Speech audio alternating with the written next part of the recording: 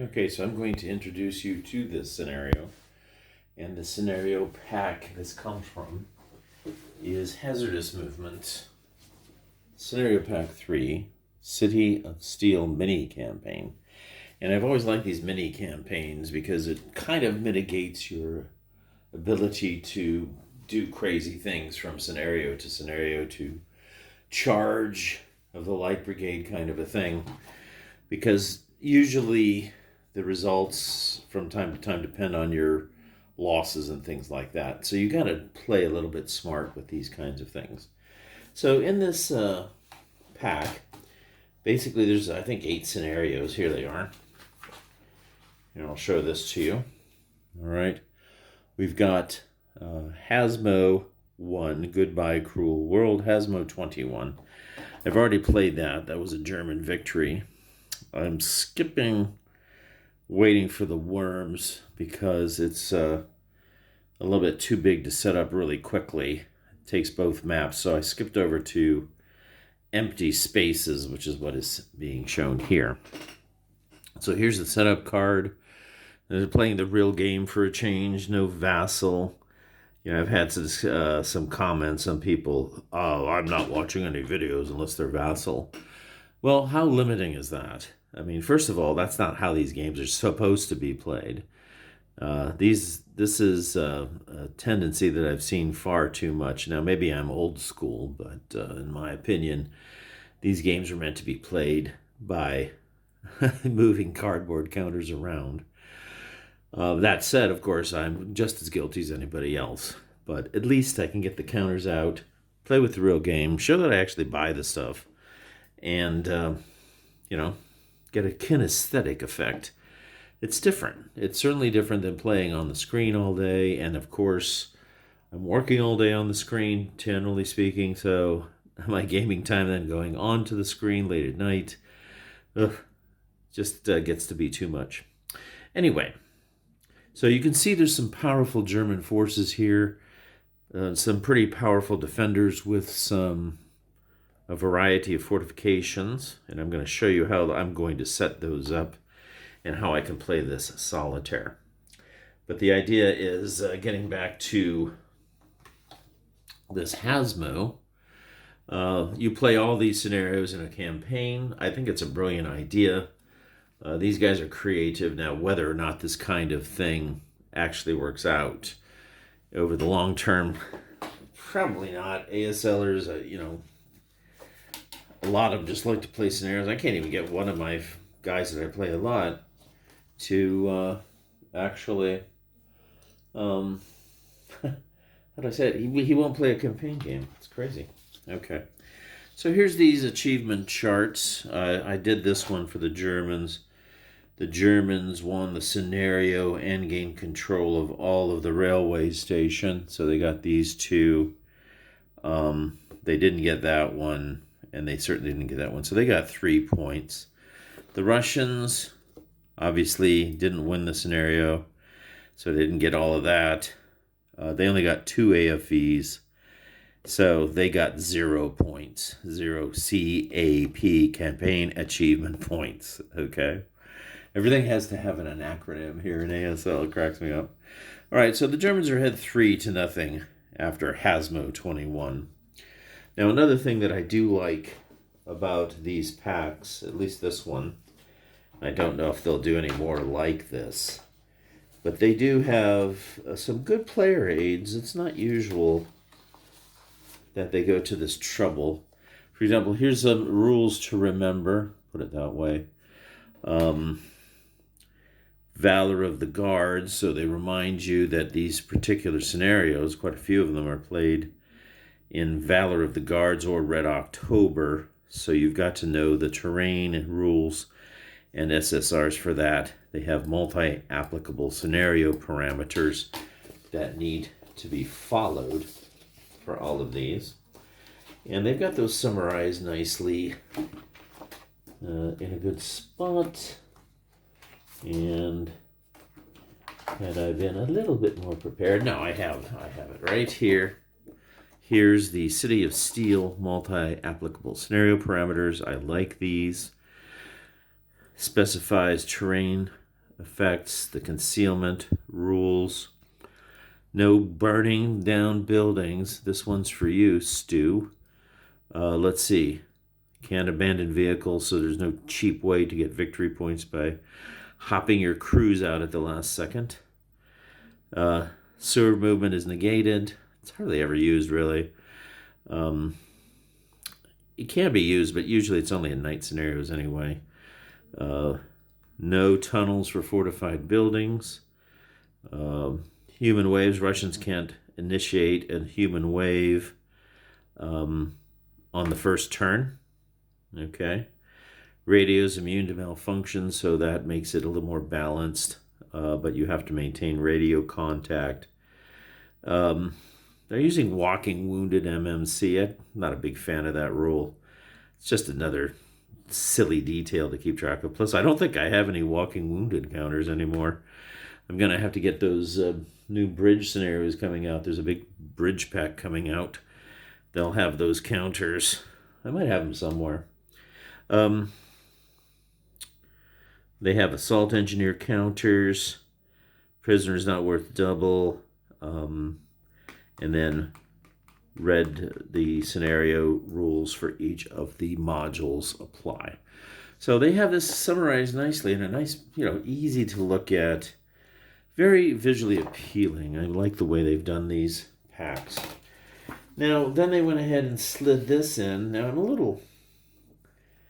you get all this nice stuff on cardstock, then they give you this flimsy paper for this stuff. All right, so rules to remember. Valley of the Guard map, some pointers, and then they actually have some strategy notes on when playing HazMo23. So these strategy notes don't apply, but let's see if they have one for HazMo23. Let's see what they got here. Yeah, look at this. So they've given us some notes on how to play this. Germans should search to find HIP and probably the mines and stuff. I'll show you that in a bit. Pin down the radio observer. There's time to grind forward. It is a long scenario, 8 turns. So you don't need to... it's definitely going to be a grind because you've got to clear off 2 or 3 or 4 city blocks in Valor of the Guards. It's pretty an impressive scenario, really. Right now, the Russians spread out some strongholds, then one large hedgehog in the back.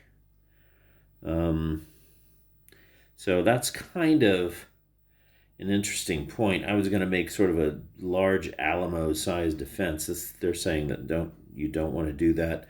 Wouldn't surprise me, given my propensity to not do defense very well compared to others. It's not my best strength. Playing ASL. All right, watch your route paths. Okay, so it's just some general pointers that you should try to remember through the entire scenario. Okay, so I've got my OB set up here, and what I'm going to do for this video is I'm going to show you now. Let me push this over, and you'll see I've started setting up the scenario. Let me change the zoom here a little bit. I've got this zoom thing, but it's a really strange... I haven't got used to it, I guess. Okay, so you can see here the perimeter, okay, that the Russians have to defend. This is about 1 times, let me just move this up a little bit there. That gets more of it in, okay? The Germans can set up a nice committee of firing units along row I here. Every other building that you see can be occupied by Russians. And in fact, to win this, The Germans need to maintain mobile AFV. They have to have at least 2. Now they start with, I didn't show you this specifically, but they start with 8 of them. 2 of them are sort of those not really that good of a unit for this fight. But maybe they can gun down units trying to cross cities. They're those half tracks with 20 Ls, IFE of 6. Here's what they are. Okay, maybe you can see that there. How close will this zoom in? Not very. All right. Then the rest of them are Stugs. You got 7 Stugs coming in. So they have to maintain 2 of those not getting wiped out. So they can't use them for VBM freeze endlessly because they'll keep losing them. And the Russians, for anti-tank capability, do have a 45L. It's got a decent kill number of 10, I believe. And there's also this 37mm quad ACAC. That has a decent kill number, not quite as good as the 45L, but it also has IFE. So we'll have to find a nice place for that. Then, we mustn't forget other anti-tank capability. The Russians have these MOLPs, and I was actually a little bit surprised in another scenario just how good those are. They're quite effective with a kill number of 6 if you can hit, and they can hit pretty far away. If you look at this, range of 3, they can hit on a 6. So they're pretty good because they don't break easily. They can, though, of course. I think what happens if you roll a 12, they actually blow themselves up and put a flame in your own hex and break the guy who was trying to shoot. They have to be crew served, so you can't use them with regular squads, so there's a limitation there to have a special crew for them. All right, so anyway, zooming back out, you see I've started preparing a defense.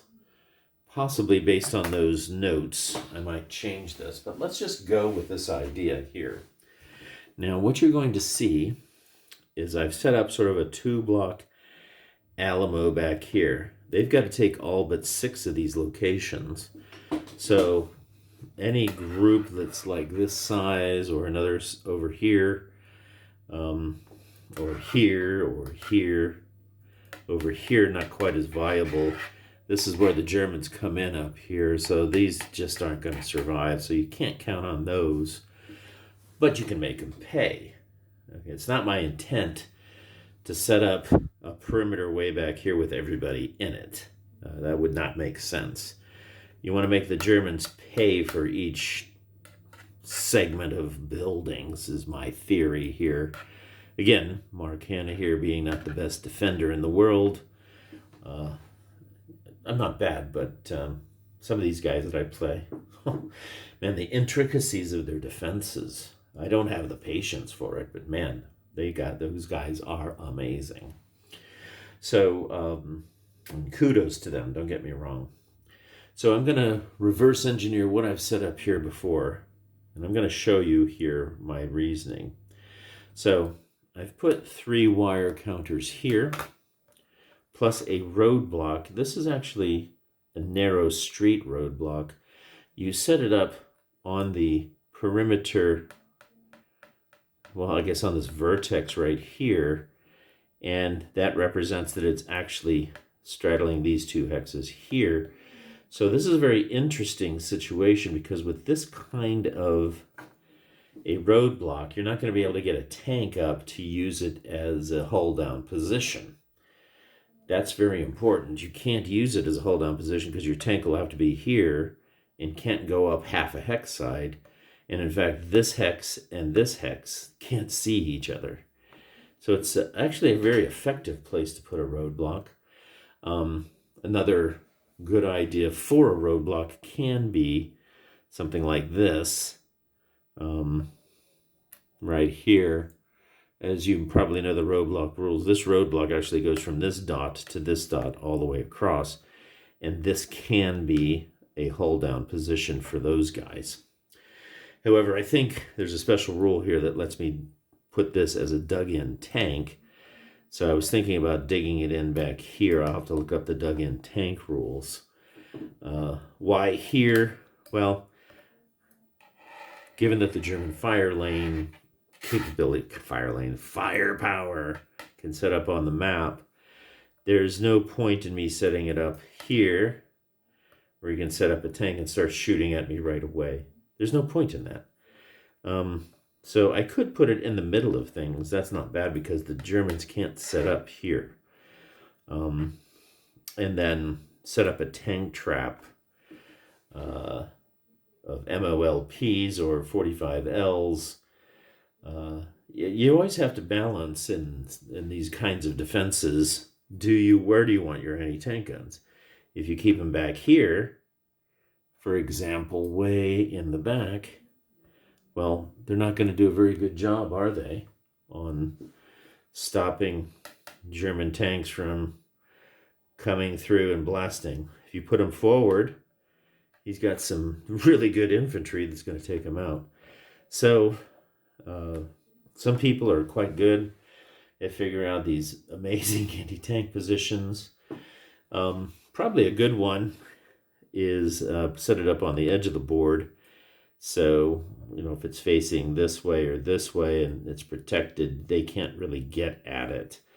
One comment about board edge setups and board edges in particular.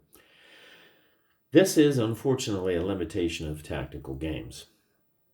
And let's talk about that design factor.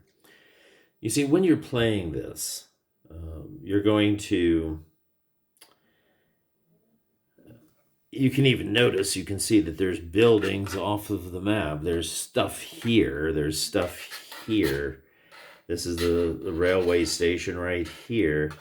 Can't quite see. Yeah, you can see it right here. That's where the last scenario I played was fought over. Stuff is going on there. And if you're playing and having a lot of fighting right here, we have to pretend there's nothing over here shooting in. There's no attacks going in.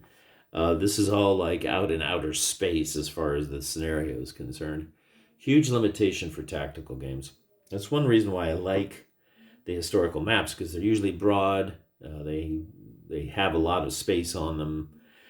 Edges are usually something like rivers or areas that were already conquered or something like that. So it kind of well represents a little bit better, at least, the board edge effect that you just have to pretend doesn't exist. I've thought about rules that you could make up.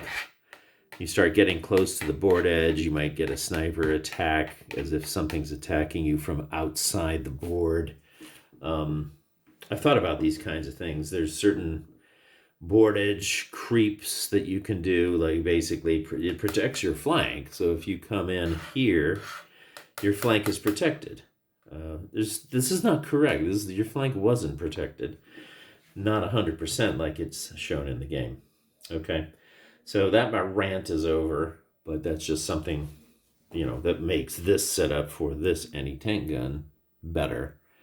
Now, is that a good spot? Well, maybe not, because it doesn't see a lot of tanks coming in. You really want to be able to plug a few tanks with this, or at least get one tank.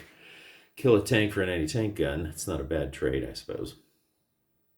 Okay, so setting up, going back to this setup, let's zoom back in here.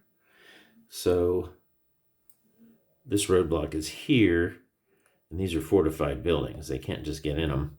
And then the wire. So it makes this whole approach from this direction pretty difficult. Okay, it's not an easy thing. You have to leverage you out, break units that are in fortified buildings so that you can get into the wire, clear the wire. You can place demos. You can do a lot of different things. You can run tanks up and down them and hope that you don't get bogged, but instead you take out wire. It's quite a crapshoot. If you roll a 1 on the color die, there goes the wire. If you roll a 10 or a 9 or a 10 or an 11 or a 12, you get bogged in the wire. Okay, so now the other thing to keep in mind is that the Germans have these Stukas. Well, that's pretty juicy, isn't it? So these Stukas, and that may be what you want to use this anti-aircraft unit for, These are 42 Stukas with a 2 star, so we're going to be adding +2 to the anti-aircraft attacks versus them. This is going to prevent lateral movement.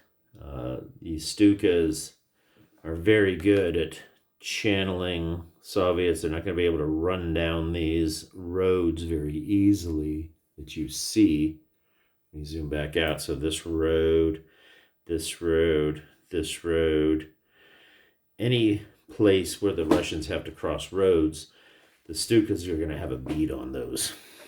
Okay, one way to mitigate that is to use the cellars and trench rules. These trenches here, okay, connect to the cellars or lowest level of each of these buildings. So it's a way to move laterally with having some kind of protection. So that's what these trenches are set up to do, okay? So getting back to this side of the setup, that's why I did this. And I made a cluster of fortified building locations. You can build them up to higher level, but I don't think that's necessary here.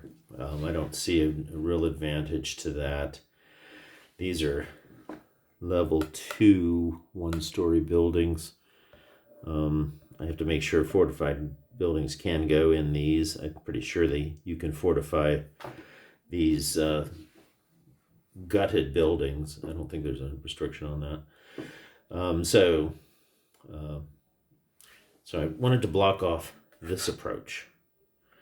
Then blocked off this approach, giving these mines out here, so that if they're going to assault from here, they got mines they got to deal with. Okay? And then when they are assaulting, there's fortified buildings they're trying to get into. So that's side protected, front protected. Looking at this as a triangle, well, I don't have enough stuff to protect from this. But this area is the hardest ones for the Germans to get to. If they come, they can set up in hex row I, but they're going to be setting up in the... Oh, let me come back out. Let me actually just flip it there, excuse me.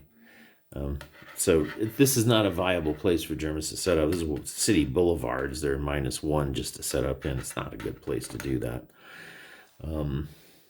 Yeah, they got a trench here. Yeah, they have the fountain here. But there's really not going to be any Germans setting up in front of this mass of apartments. Okay? I'm not so sure these are apartments. They might have been warehouses. I remember reading somewhere that these were a lot of warehouse buildings here. Not factories, but warehouses. So this area is going to be much harder for the Germans to penetrate.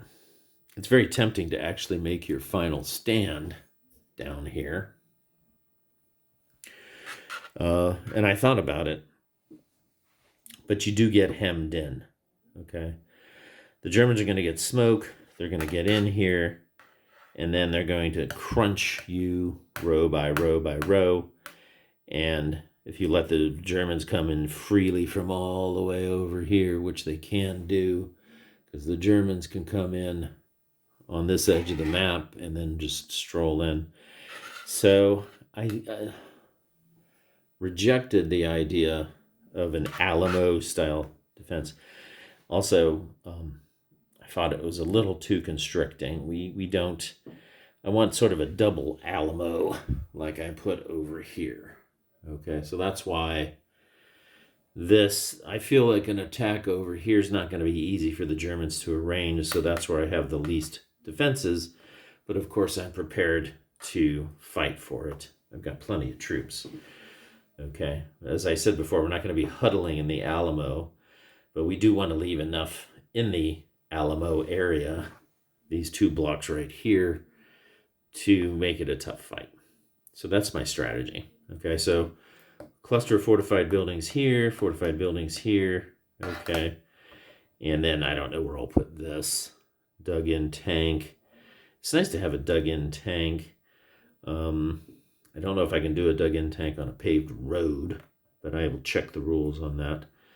This would be a pretty nice place for digging it in. If he tries to, well, there'll be a roadblock here anyway. I got another roadblock too. So where else could I put it? I could also roadblock this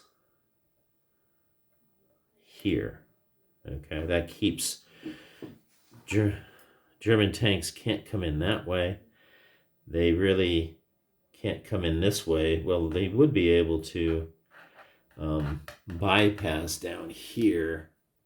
Okay, there's a lot of open space areas where they can bypass through if they want to try to do that, but there's this rubble here. Okay, but if they can get in here, it takes a long time though. 1, 2, 3, 4, 5, 6, 7, 8, 9, 10, 11, 12. It's 2 or 3 turns to wind their way down, and then once they get there, you know, the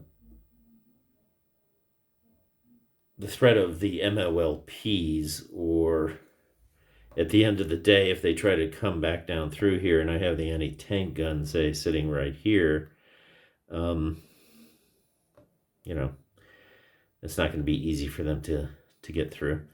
So I'm not too worried about that as an avenue for the tanks to come through.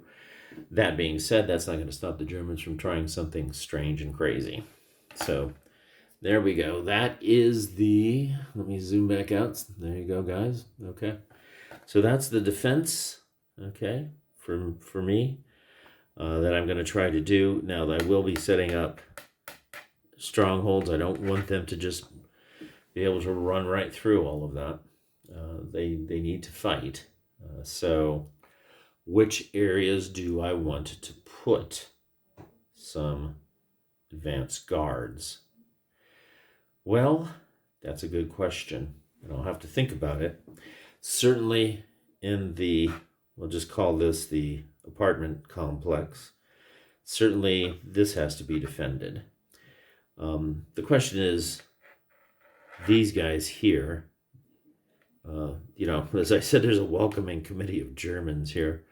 I mean, this is probably hidden from anything that can shoot at them. Doesn't look like they can shoot there. So this might be a good spot to have something just to annoy them.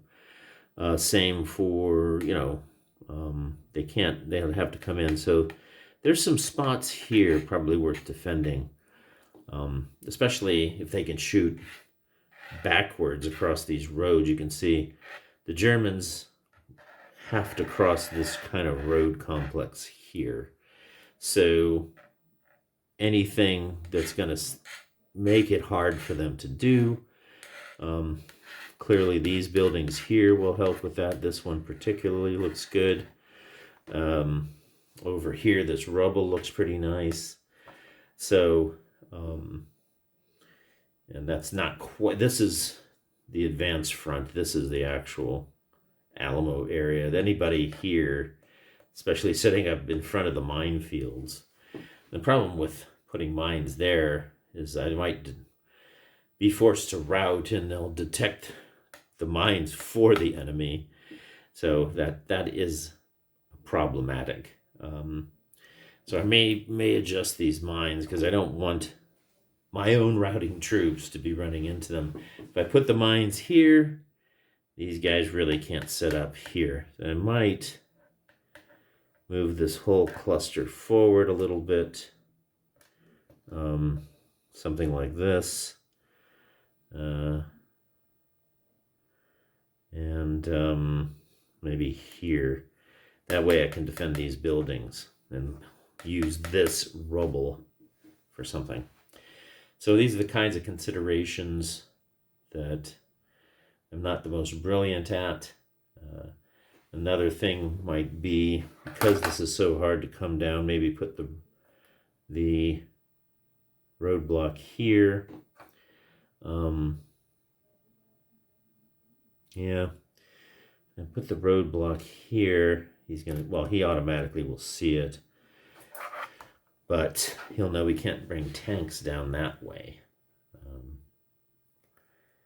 And that makes that part of this. Then I could use a guy behind the roadblock as well to improve my firing a little bit. That's not the best roadblock for that. Back one.